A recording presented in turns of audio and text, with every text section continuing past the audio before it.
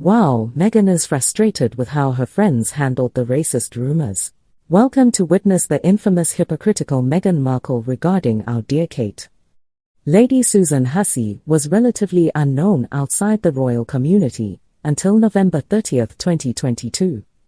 Hussey attended a banquet hosted by Queen Camilla at the palace for victims of sexual assault, where she interacted with Ngozi Fulani, a 61-year-old African domestic violence activist. According to Fulani, during their conversation, Hussey repeatedly inquired about her origins. Fulani stated that when she mentioned she was from Hackney, Hussey asked, "No, but where do your people actually come from?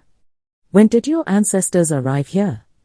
The following morning at 7:25 a.m., Fulani tweeted about their encounter, sharing it with the world. Fulani, the head of the Women's Equality Party, who was standing next to Fulani at the time, claimed in a radio broadcast that they felt like gay crashes as the outrage spread worldwide. She stated that Hussey's line of questioning was racially insensitive. This unexpected revelation gained attention, considering that Hussey's godson is Prince William, who responded by saying, just over 5 hours later, at 12:32 p.m., Buckingham Palace issued a statement condemning the remarks as disrespectful and unfortunate. The statement also announced the unnamed individual, later revealed to be Hussey, would be stepping down from their position. The swift response demonstrated the palace's struggle with addressing racial issues. However, Hussey's removal did not significantly alter the perception of the palace as an outdated institution that disregarded contemporary British principles. Nonetheless, it effectively put an end to the storm and ensured that media coverage would not prolong unnecessarily. However, the underlying problem remained unresolved. Meghan had openly expressed her unhappiness during her time as a working royal, and the issue of race had plagued the royal family. In March 2021, Buckingham Palace faced two significant challenges in quick succession.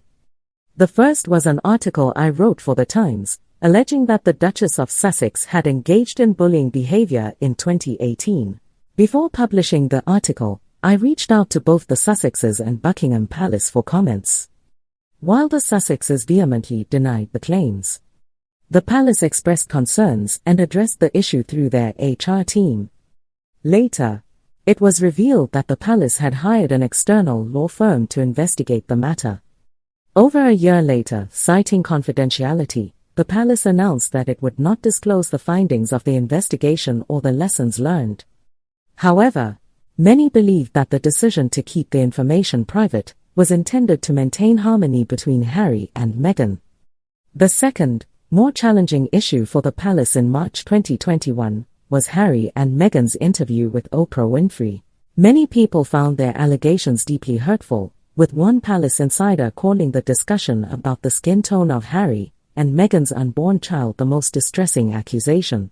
Senior officials engaged in conference calls on the morning following the overnight broadcast of the interview. The interview aired in the US on March 7, but it was scheduled to be shown in the UK the following day. By 2 p.m. on Monday, they had finalized the draft of their statement. However, the palace remained silent, much to the frustration of reporters. According to a source close to the situation, one reason for the delay was that the late Queen insisted on watching the program first and wanted to watch it on ITV, along with the public on Monday night. The official response became the subject of intense discussions the next day. William and Kate, known as the Duke and Duchess of Cambridge at the time, sat together on a sofa, deliberating with their staff on how to address the inflammatory accusations made by the Sussexes. The phrase "some recollections may vary," which later became well known, was not initially part of the drafted statement.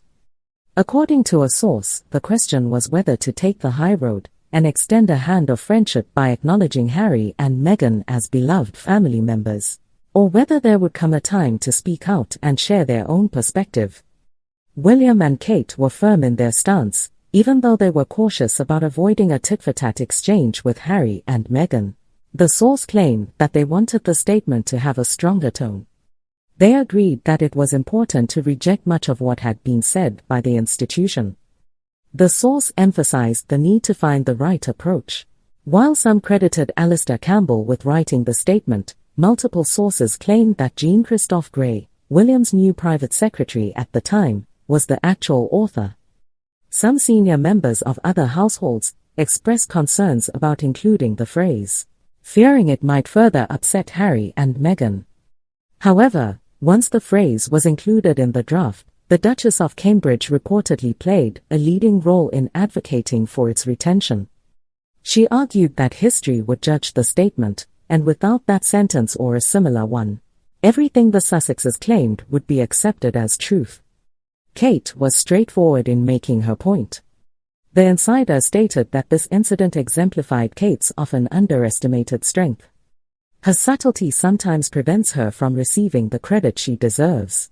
She is strategic in her approach and has always had her eyes set on becoming queen someday, as she sees it as her life and her historic path. After a few hours, Buckingham Palace received confirmation that the strengthened draft had been approved. The Queen had given her final approval. At just before 5:30 p.m., the statement consisting of 4 sentences was released. It expressed the family's heartbreak and acknowledged the difficulties faced by Harry and Meghan. It also addressed the concerns raised, particularly those related to race, acknowledging that different accounts may exist but emphasizing that they take them seriously and deal with such matters privately. The statement conveyed the family's enduring love for Archie. Aside from Gray's catchphrase, the statement held significance for 2 other reasons. Firstly, it referred to Harry and Meghan in a casual and affectionate manner, rather than using their formal titles, the Duke and Duchess of Sussex. Secondly, it dared to confront the issue of race. A few days later, Prince William directly addressed the matter in a television interview by stating, "We are very much not a racist family." What are your thoughts on Kate and William dealing with the racism rumors surrounding Meghan behind the scenes? Please share your thoughts in the comments section below. We hope you found this video informative. Don't forget to like, share, and subscribe to the channel if you enjoyed it. Thank you for watching this update. See you in the next videos.